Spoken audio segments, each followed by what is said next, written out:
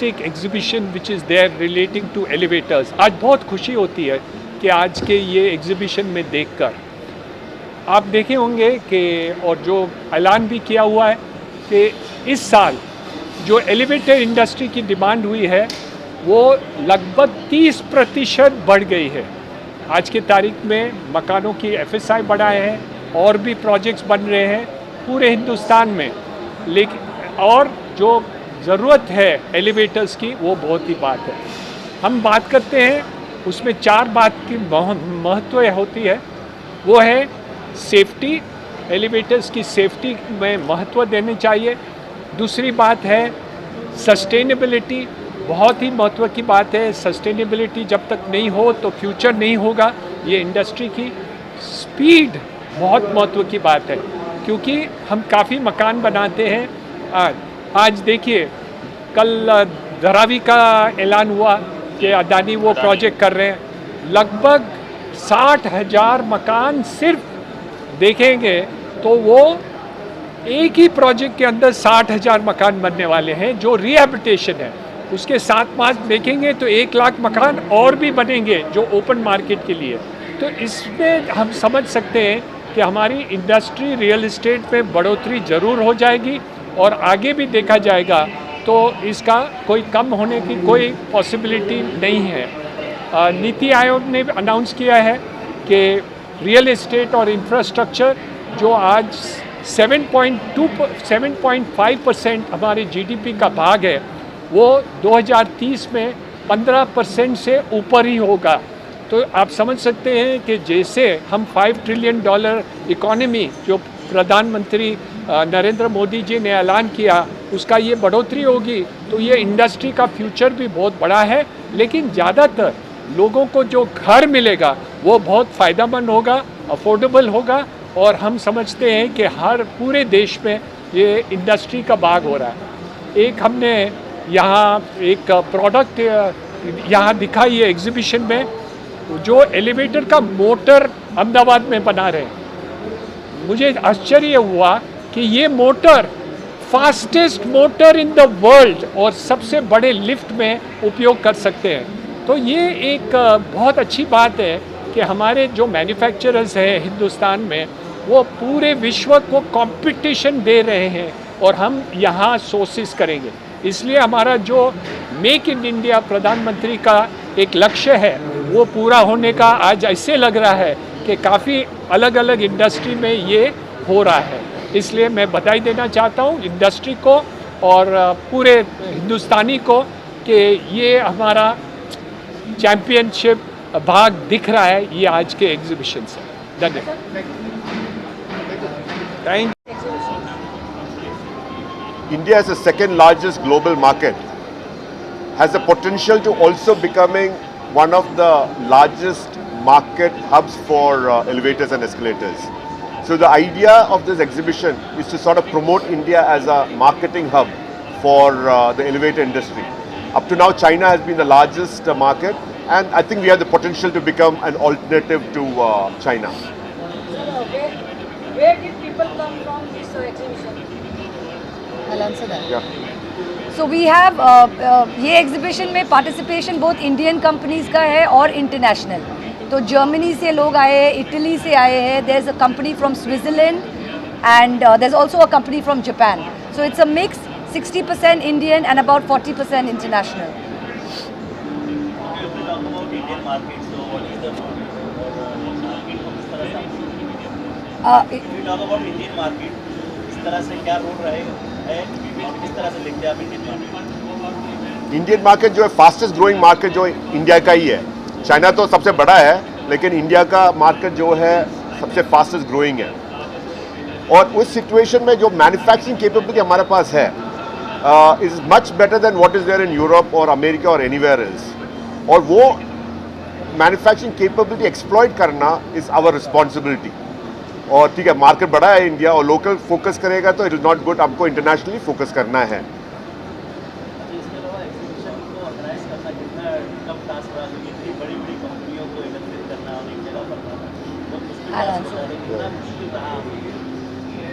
हम एग्जीबिशन 3 दिन का रखते हैं पर मेहनत करते हैं 2 साल के लिए। तो 2 साल के लिए हम पूरा एग्जीबिशन को प्लानिंग करते हैं, एग्जीबिशन का प्लानिंग करते हैं, प्रमोशन करते हैं। We travel all over the world just to promote the event, specially as टैक Mathews rightly said, we are trying to make India the global sourcing hub for the elevator industry, and we are trying to uplift the Indian companies in the global market. Ma'am, हमने सुना है कि Covid के बाद से तीसरी बार जाकर ये एग्जीबिशन तीसरी बार ऑर्गेनाइज हुआ, तो कितना कठिन रहा है एक साथ एक सबको लाना? Say tag. फाइनेंशियली डेफिनेटली बहुत मुश्किल था, क्योंकि आखिर शो से हमारा रेवेन्यू मिलता है और रेवेन्यू नहीं है तो क्या करें। नॉट ओनली दैट, काफ़ी एग्जिबिटर्स जो पेमेंट किया है हम लोगों ने उसको डिस्काउंट दिया है, मतलब उन्होंने इन्वेस्टमेंट तो किया है, so we have given them a discount on the period where we didn't hold an exhibition. So for हर चीज़ से देखेगा तो इट इज़ डिफ़िकल्ट। दूसरा चीज़ ये है कि कॉस्ट तो ऊपर गया है, लेकिन रेट्स तो था 3 साल पहले का rates, so it has been difficult, लेकिन आखिर ऑब्जेक्टिव तो मेरे ख्याल से अचीव हो गया, सो इट इज़ सैटिस्फाइंग। आज के कई सारी विदेशी कंपनियां हैं, लेकिन साथ में उसकी इंडियन कंपनीज भी इस एग्जीबिशन में है। तो इंडियन मार्केट को या इंडियन कंपनीज को आप कहाँ देखते हैं, किस तरह से कम्पीट कर पाएंगे? तो जिस हिसाब से मैडम ने बोला है, जहाँ एक इंटरनेशनल कंपनी है, हम लोगों ने कोशिश किया है कि मिनिमम 2 इंडियन कंपनी भी होना चाहिए। So it is a platform for giving encouragement and giving opportunity to Indian companies. और नॉर्मल सिचुएशन में हर एग्जीबिशन में बहुत चाइनीज़ कंपनीज आता है, और हम लोगों ने एक डिसीजन लिया है कि हमको इंडियन कंपनीज के लिए एक प्लेटफॉर्म बनाना बहुत ज़रूरी है। नई तकनीकी का जो उपयोग हो रहा है, लिफ्ट उद्योग में जो नई तकनीकी का उपयोग हो रहा है, इंडियन मार्केट को उसको कितना फायदा हो रहा है आने वाले दिनों में? दोबारा जो एक्सीलेटर उद्योग में नई टेक्नोलॉजी का इस्तेमाल हो रहा है, उससे कितना बेनिफिट हो सकती है? जो पुराने ज़माने में जो टेक्नोलॉजी इंटरनेशनली जो लॉन्च करते थे, काफ़ी सालों करीबन 10-20 साल के बाद इंडिया में आते थे। अभी लॉन्च जो है इज़ ऑलमोस्ट साइमल्टेनियस। हमारा पीछे जो स्टॉल जो है विटूर, इंटरनेशनली जो सेफ्टीज लॉन्च किया है, साथ साथ इंडिया में भी लॉन्च किया है। उसी हिसाब से हर जगह पे देखेगा तो यू विल फाइंड दैट। अभी Gen 3 जो लॉन्च किया ओटिस बूथ में, वो भी इंटरनेशनली लॉन्च किया है, उसी सेम टाइम पे इंडिया में भी लॉन्च किया है। Sir, how does common people benefit from exhibition? अभी if you look at the situation, there is no person in India who directly or indirectly is not affected by elevators. When you have more option, when you have better quality, when you have better safety and you have better standards, everybody benefits. But in the same breath, I will make a statement that people need to recognize that elevators don't come cheap. And if it is cheap, it normally is coming with a compromise. And that is something that we need to avoid. Ensure that the standards are always met, the quality is always met, and safety is not compromised. अच्छा, इसके अलावा exhibition की बात करें और walking क्या expectation है, और आज की जो वॉकिंग की है वो क्या एक्सपेक्टेशन से ज़्यादा है, किस तरह का बताना चाहिए? ये एलिवेटर शो 3 साल के बाद हो रहा है, तो it is the first show after Covid which is done on such a large scale. तो हमारा expectations है that we are going to get definitely over 10,000 visitors across 3 days. जब हम लोगों ने लॉन्च किया था, हमारा टारगेट था 5,000 विजिटर्स, लेकिन मेरे हिसाब से एक दिन, सबसे पहले दिन ही 5,000 क्रॉस करेंगे हम लोग। Yeah. और नंबर ऑफ एग्जिबिटर्स हम लोग 50 नहीं तो 60 एग्जिबिटर्स का प्लान था, हम लोग ऑलरेडी 150 के आसपास हो गया। So it is everything is multiple times because that what we had plan. और एक हम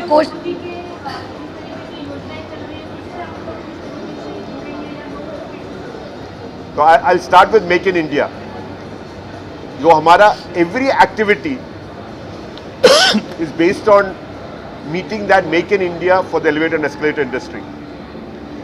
2020 में हम लोगों ने एक एसोसिएशन भी लॉन्च किया, elevator and escalator component manufacturers association of India, और हमारा टारगेट और ऑब्जेक्टिव ये है to ensure that that particular aspect is given full encouragement and we are also trying to encourage foreign companies to come into India and set up their manufacturing base in India.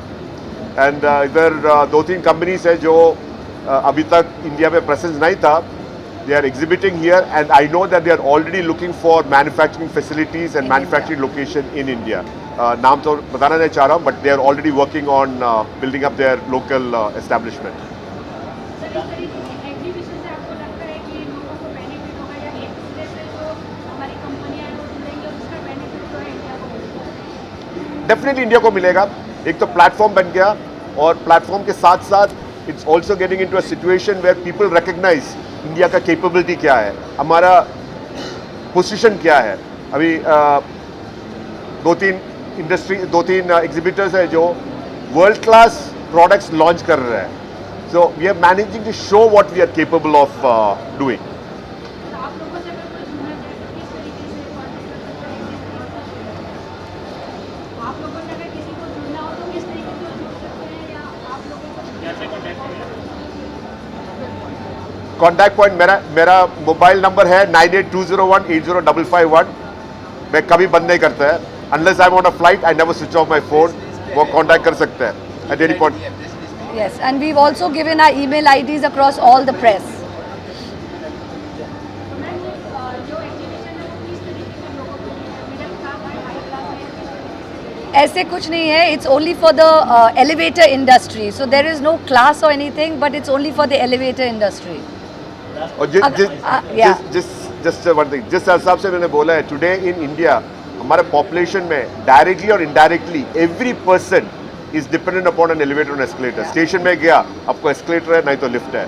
आपको कुछ सामान लाए तो हर जगह पे freight lift है. Hospital जाएगा तो लिफ्ट है. So there is no class, whether it is the richest person or the poorest person, we are all linked. We all require the support of elevators and escalators. Sir lastly ये कहना चाहेंगे कि जो लोग देख रहे हैं सभी ये सोच रहे हो कि कौन कौन सी कंपनियां यहाँ पर एग्जिबिट कर रही है, उसके बारे में क्या जानकारी? So from the big elevator companies, component companies के बारे में उनको ज़्यादा जानकारी नहीं होगा. From the big companies, I'll start with the first. Otis is there. सबको they know Otis. उसके बाद Toshiba, which is a Japanese company, they are here. Johnson Lifts जो Indian. मार्केट लीडर है इंडिया में, they are an Indian company. Fujitec जो Japanese company है, they are here. City Lifts जो एक Indian company है, they are here. Eros India का सबसे पुराना कंपनी है. In fact they are even older than Otis in India. They are also here. ईसा Delhi based company, they are here. तो है. So we have got all the levels from multinational to local companies. We have everybody here. Thank you.